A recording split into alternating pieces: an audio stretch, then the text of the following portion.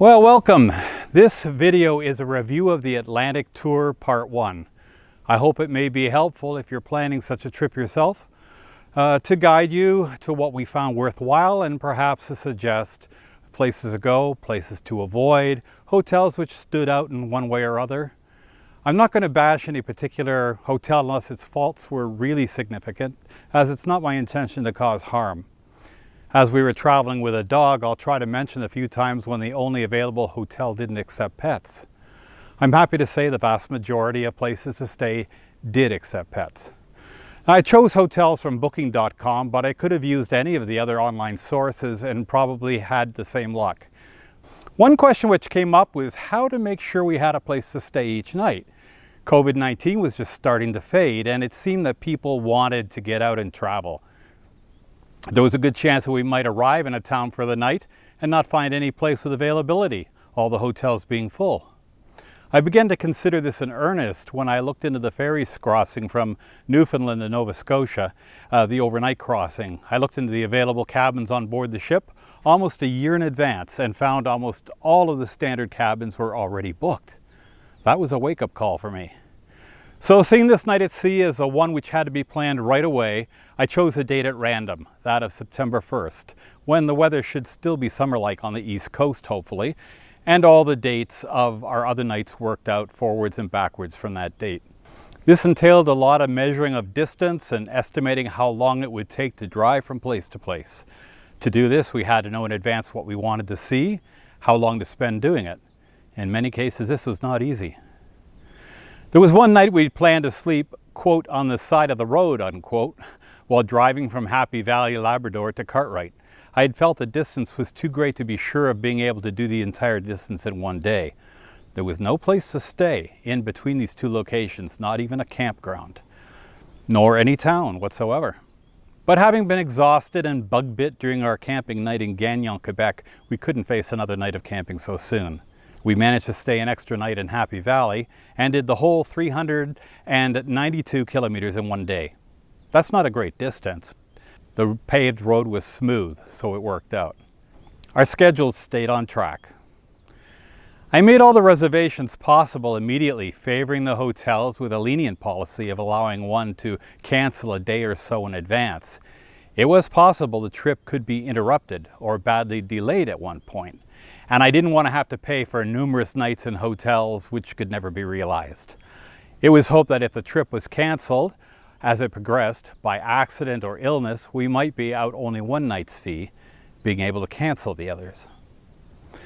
Now, what would happen if we had a breakdown and ended up a day or so behind schedule, unable to catch up? With this in mind, we kept our distances short, aiming at perhaps 400 kilometers of good roads as an ideal. In case of a delay in our progress, it might be possible to drive all day and be able to catch up with our schedule soon. Obviously, this isn't an ideal situation, as we can't modify our activities on the run to spend more time here and less time there, but at least it allowed us to know we had a confirmed hotel at the end of each day. Now, as I type this script, it's the summer of 2023, and I still don't have a better plan for the Western exploration planned to happen in the spring of 2024. So I plan to stick with this, and we'll begin to look at hotels in the fall of 2023. Hopefully, when this video drops, our schedule will be fixed. A word about meals. Since returning from my sailing circumnavigation in 2019, link in the description, I developed celiac disease. It runs in my family. So I had to find ways to avoid gluten. I had some concern about how many restaurants we would find that had gluten-free food. We carried some freeze-dried gluten-free food with us in case we got desperate. The good news is that the situation's now much, much better than it would have been a decade ago, when I would guess that many restaurants would not even know what gluten was. Nowadays, we found many restaurants had gluten-free menus, and the majority had foods available which were called gluten-free. Now, how strict they were in keeping gluten from contaminating their food is unknown. My celiac isn't as dramatic as others may be. I don't suffer the gastrointestinal pains in the presence of gluten. My organs just quietly suffer the damage. So I was never able to tell if there was gluten present or not. There's an app called Find Me Gluten Free, which I used quite a bit on the trip. It takes your present location or a location of your choice and shows where the gluten-free restaurants near you are located and gives some user reviews. I don't have any connection to the app. The St. Lawrence corridor along the North Shore to Cornwall and then south of the river to Lévis/Quebec City is fast and smooth, and there's not too much I can say about it. We stayed at large chain hotels and were pleasantly satisfied with them all. Obviously, once you get into Quebec, French language predominates, but I would guess everyone outside the most rural countryside speaks English to some degree as well. Our experience was that you'd be greeted in French, but when you begin to speak, the hotel staff or the Tim Hortons employee at the drive-through window will instantly switch to English. It's all very friendly in my experience. Now, if you use Google Maps or Waze, you'll probably be directed to cross the river at a point west of Montreal in order to avoid the traffic of the big city, and that's what we did too. You'll enjoy Quebec City with its UNESCO World Heritage designation, so plan to spend more time there than we did. It's the only walled city fortification still in existence in Canada or the US. And if you've never seen Montmorency Falls, just to the east of Quebec City, check it out. It really is spectacular. A mistake I'd made with Google Maps was to have avoid ferry boats enabled as we drove from Quebec City to Baie-Comeau. There is a ferry at the mouth of the Saguenay River. Now, Google's Maps set us north to the first bridge at Saguenay, a bit out of our way, but it was very scenic and we didn't mind. The first bit of serious exploration we made was at Baie-Comeau, where the route east to the Atlantic turns north. Now, while the highway continues along the north bank of the St. Lawrence River, it eventually dead ends at Kageshka, 647 kilometers further east. That's 7.5 hours of driving one way. You don't want to make the mistake of staying on the river if you want to get to Labrador.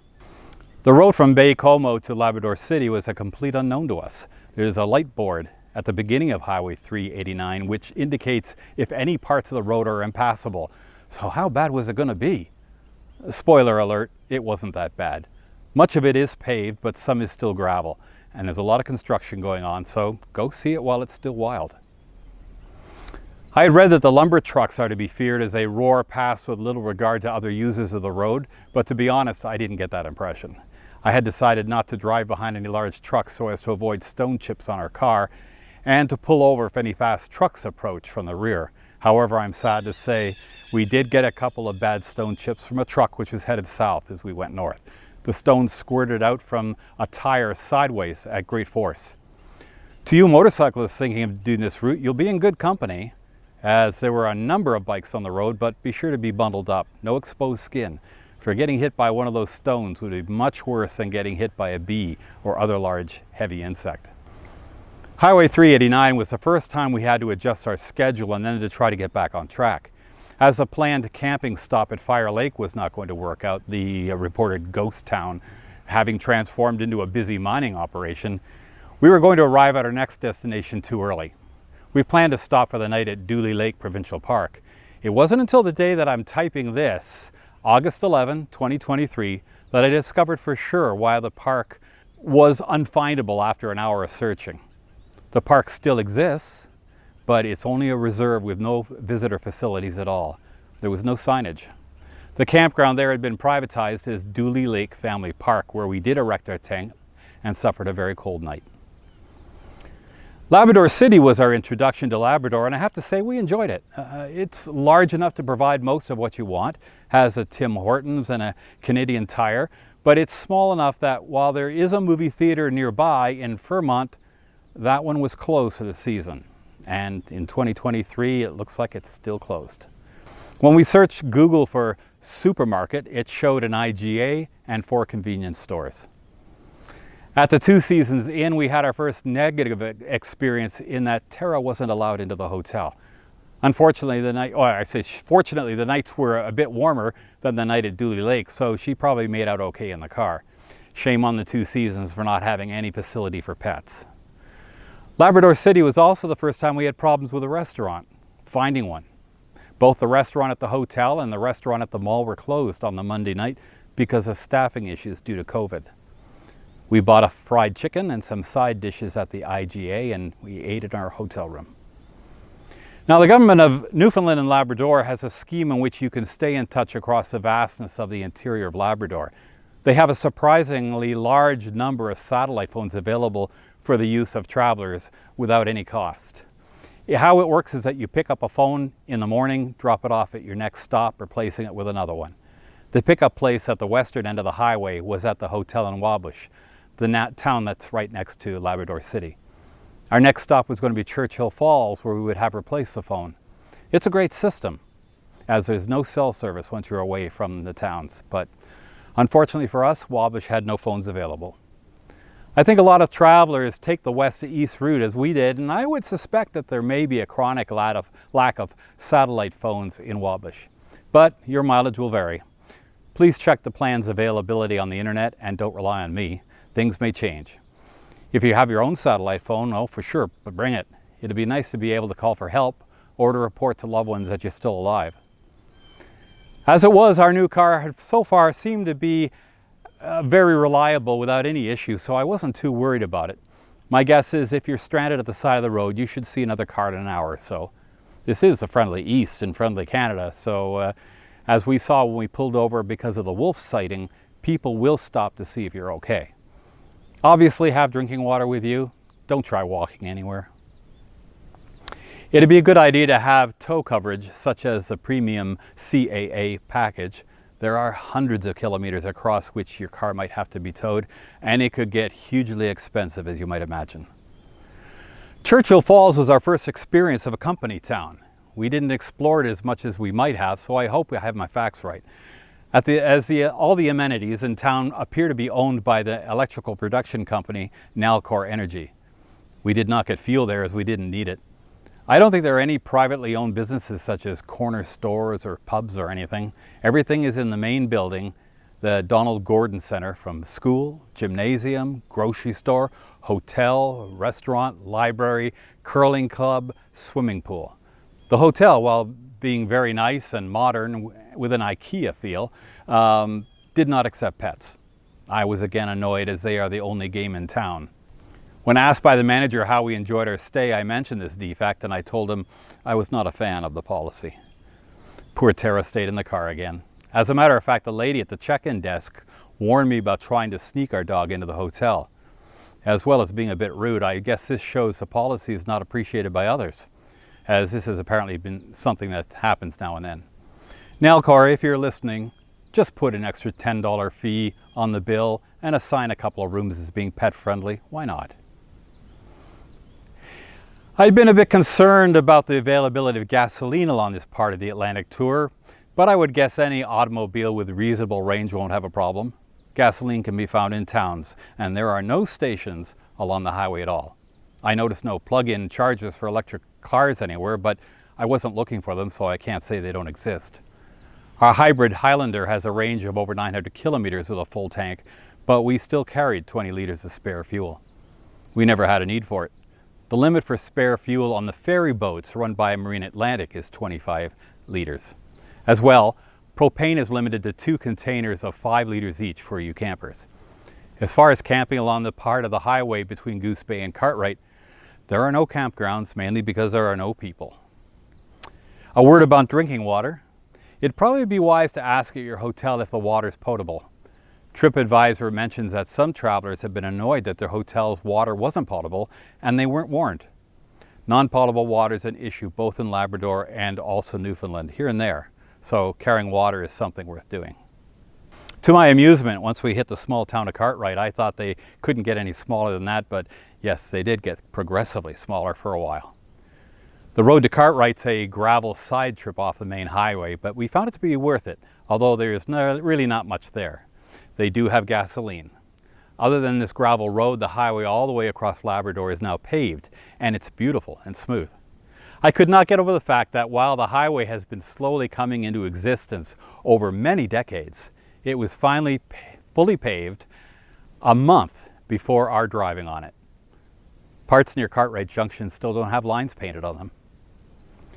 This new highway is only just starting to open up to tourism for the people on the northeastern coast of Labrador, so this is still an unspoiled wilderness. Once you've arrived at Blanc Sablon, you're again in Quebec, having entered from the east just a few kilometers. The highway continues to the west, but it soon ends. It is here where you board the ferry boat for the quick, under 2-hour cross into Newfoundland. This is one of the towns where you want to get your hotel reservations in well in advance, as there are many workers in construction and other trades, and they fill the hotels early. The one hotel I communicated with said that they had been sold out for months. Beware of the time difference problems which may pop up here. You've come from Labrador, which is Atlantic Daylight Time in the summer, but Blanc Sablon is Quebec and Atlantic Standard Time. They don't use daylight time in Blanc Sablon. So in the summer, it's on the same time as Toronto, which is Eastern Daylight. You're on the way to Newfoundland, which is in its own little world and using Newfoundland Daylight Time. If you're changing your watch from the time in Labrador, turn the hands 30 minutes later for Newfoundland time. If you're changing your watch from Blanc Sablon, turn the hands to 90 minutes later for Newfoundland time. Time zone knowledge is kind of crucial as the ferry boat runs on Newfoundland Standard Time, even in the summer, and no matter where the ferry is located. So this means in the summer, the ferry's time is a whole different thing, used no other place. I have to say, once in Blanc Sablon, check with your hotel to see when you should leave for the ferry dock. It may seem incredible, but I was not able to find any converter online which confirms the difference between Atlantic Standard Time and Newfoundland Standard Time. Every converter I found refused to tell me, complaining that it's summer and Newfoundland Standard Time is not being used at the moment. I'm sorry, but it is being used on the ferry boat. I would certainly guess, but at my age and thinking that you may be relying on my wisdom, this is not a good thing to do. Time zones are a mess here when trying to board the ferry.